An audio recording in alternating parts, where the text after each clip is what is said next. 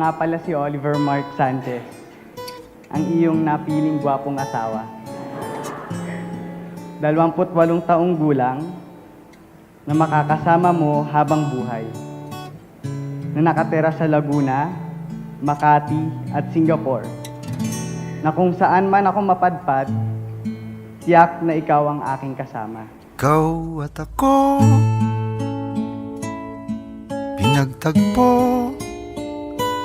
nag-usap ang ating puso. Pinakita mo sa akin ang tunay, wagas at dalisay na pag-ibig. Dahil kapag kasama kita, pakiramdam ko nakabalot ako ng pagmamahal at laging napoprotektahan. Nagsumpaan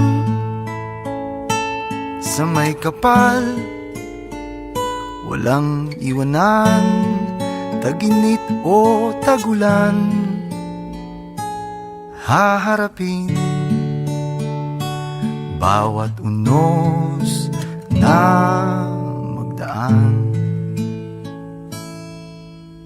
Sana'y di magmaliw ang pagtingin, kay daling sabihin, kay hirap gawin, sa mundong walang katiyakan.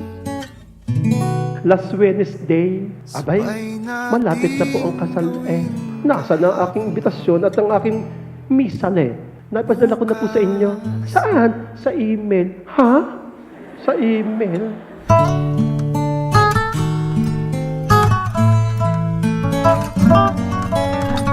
Kung hindi ko lamang ito pinsan, hindi ako sisipot din Ikaw at ako, pinag-isa. Asahan mong ako'y magiging tapat May kanya-kanya sa mga ipinangako ko sa isa't isa. at mamahalin ka ng Tayo lubusan ay na may halong lambing mula ngayon at hanggat ako'y nabubuhay. Mahal na mahal kita. bawat hangad kayang abutin sa pangambay. Nung minsang tanong mo ako, Paalipin, wala akong alinlangan na sumagot ng basta't oo. ikaw, Oo, tayo na. ako, Oo, tayo pakakasalan kita. magpakailanman. Oo, susunod ako kahit nasan ka man. Kung minsan ay di ko nababanggit, pag-ibig ko'y di masukat ng anumang lambing. At kung magkamali akong ika'y saktan, puso mo ba'y handang magpatawad? Nang ikaw ay aking makilala, nakamit kong mag-relax, tingnan ang tanawin, at magpahalaga sa bawat sandali ng aking buhay. Ikaw ang una kong inibig at makaaasa kang ikaw lang ang mag-iisa sa puso ko.